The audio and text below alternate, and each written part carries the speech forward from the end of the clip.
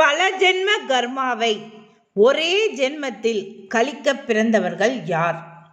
அந்த ஜாதகருக்கு ஜாதகம் எப்படி இருக்கும் அதைத்தான் இந்த பதிவில் பார்க்க போகிறோம்.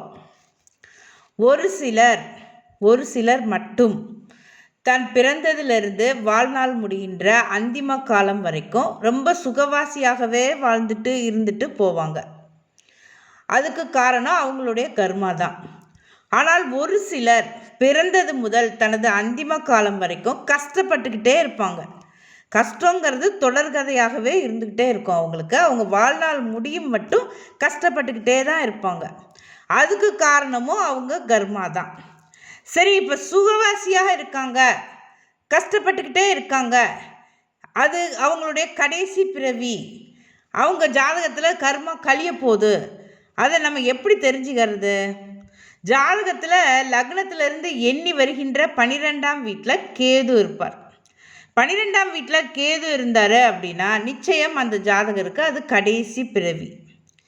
அந்த 12ஆம் வீட்டில் இருக்கின்ற கேதுவை குரு பார்த்திருந்தாலோ அல்லது 12ஆம் வீட்டு, அதாவது கேது நிற்கின்ற 12ஆம் வீட்டு அதிபர் ஆட்சி பெற்றிருந்தாலோ அந்த ஜாதகருக்கு சுகமான வாழ்க்கை அமையும். ஜாதகர் பிறந்தது முதல் அந்திம காலம் வரைக்கும் சுகவாசியாகவே இருந்துட்டு அவருடைய பல ஜென்ம கர்மாவையும் ஒரே ஜென்மத்தில் கழிச்சிட்டு நிம்மதியாக கண்ணை மூடுவார். ஆனால் அதே நேரத்தில் 12ஆம் வீட்டில் கேது நிற்கும் பொழுது லக்னத்திற்கு பாவ கிரகங்கள், அவயோக கிரகங்கள் பார்வை செய்தோ அல்லது சேர்ந்திருந்தோ, 12ஆம் வீட்டில் சேர்ந்திருந்தோ, 12ஆம் வீட்டு அதிபர் நீசம் பெற்றோ அதாவது என்ன சொல்கிறது, பலம் குறைந்தோ அந்த ஜாதகத்தில் லக்னாதிபதியும் பலம் குறைந்து இருந்தார் அப்படின்னா நிச்சயமாக அந்த ஜாதகர் பிறந்தது முதல் தனது அந்திம காலம் வரைக்கும் கஷ்டப்பட்டுக்கிட்டே தான் இருப்பார். அதாவது பல ஜென்ம கர்மாவை மொத்தமாக ஒரே ஜென்மத்திலேயே சேர்த்து கழிக்கணும் அப்படிங்கிறதுனால கஷ்டங்கள் அதிகமாக இருக்கும் அந்த ஜாதகருக்கு. நம்ம இதை வைத்து தான் அவர் சுகப்பட பிறந்தவரா இல்லை கஷ்டங்களை கழிக்க பிறந்தவரா என்ன அப்படிங்கிறத நம்ம ஆராய முடியும் அந்த ஜாதகத்தில்.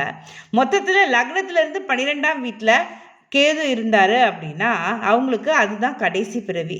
ஆனால் அது அவர் நல்ல கர்மா வாங்கிட்டு வந்திருக்காரா, இல்லை கஷ்டப்படணும், கெடுதல் நிறையா அவருக்கு நடக்கும் அப்படிங்கிற மாதிரி கெட்ட கர்மா வாங்கிட்டு வந்திருக்காரா அப்படிங்கிறத ஜாதகத்தை முழுமையாக ஆராய்ந்து அப்புறம்தான் பலன் சொல்ல முடியும்.